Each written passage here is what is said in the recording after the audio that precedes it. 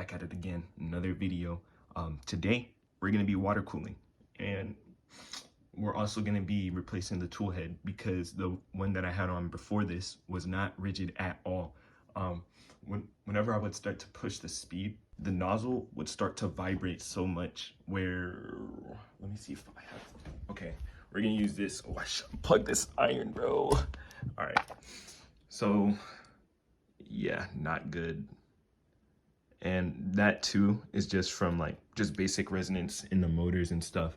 But where it comes to sharp corners like that, that's where the nozzle would start to, especially around there, that's when the nozzle would start to vibrate and leave artifacts like that, which isn't good. But we have a new tool head and I have a water cooling now, so let's start with that. We're at the desk. I know this is not the best angle, but I'm too lazy to set something up. But this was the old tool head. It worked for what it did, but obviously I'm not using this no more. But let's start by switching this out. I already took these screws out at the bottom. There's 3 that secures it. And I'm hoping there's some thermal paste on here, which there wasn't. I don't know. It's really hard to tell.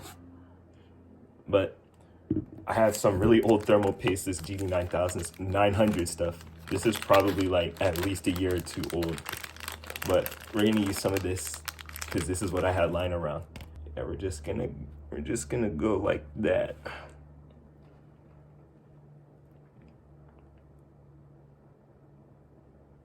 Seems about good. I'm not sure how I'm gonna clock this, like, cause the fittings need to be facing outwards and the wires have to go somewhere. I don't know. I was I was hoping out the back of the, like the front carriage block, but I'm not so sure about that. But let's just smack this on. Boom. Looking good. And now I'm just going to put these screws back in. The water block's on. My only little gripe about this design is how there's no like standoffs under those screws to keep it secure in a way. It works, but it's not the most rigid if you ask me. I really can't say because I haven't tested it out yet, but let's see. I also have to reassemble the new tool head and such because, yeah. So this is the tool head block that'll mount to there. And this just needs to get secured into that. So I'm gonna do that and I'm gonna show y'all what it's like. All right, low-key does not look bad, but we gotta check for rigidity. And this is my only janky way of checking. Hey, that looks stiff enough. It honestly is way better than before. So we're gonna just run with that. What else? I need to mount the back plate and the bottom plate. So let's get that knocked out too. The back plate's on.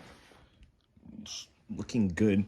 I made sure to choose one that has support for a BL Touch, which I obviously don't use, but better to be there to have it. You get what I'm saying. But here we have the extruder plate for the Sherpa Micro.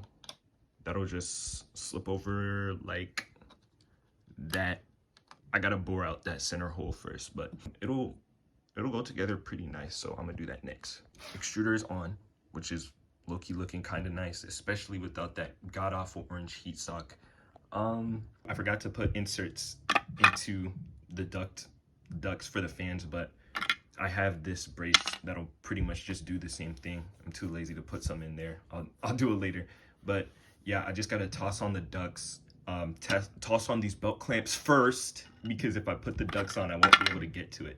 Also, that's definitely going to be a good time to rerun my belts too. So let's do that next. Everything's belted back up. I just need to tension everything, but we can throw on the belt, or not the belts, the ducts, which I'm really excited about because it's going to give us the final look of the tool head, which should look really good. Bam, the ducts are on, and oh my goodness, I love this. This actually looks so much better. Not going to lie, this looks miles better than what I had on. I honestly think it fits it just fits. Like, I don't know.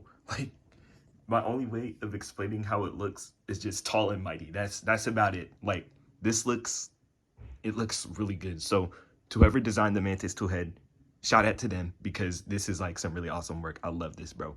And that is the Mantis, or in this case the evantis tool head, because this one was derived from the Eva 3. But anyways, that's the Mantis tool head. Low key, this thing looks sick. I obviously can't run the printer right now because I still don't have my stuff for water cooling. Even though I may have that radiator, I don't have the proper fittings for the pumps and stuff, because whoever decided, actually no, let me not, let me not. These pipes are way too small for these fittings. I don't know. I just found those around and tossed those on there. But other than that, yeah, this video is a wrap.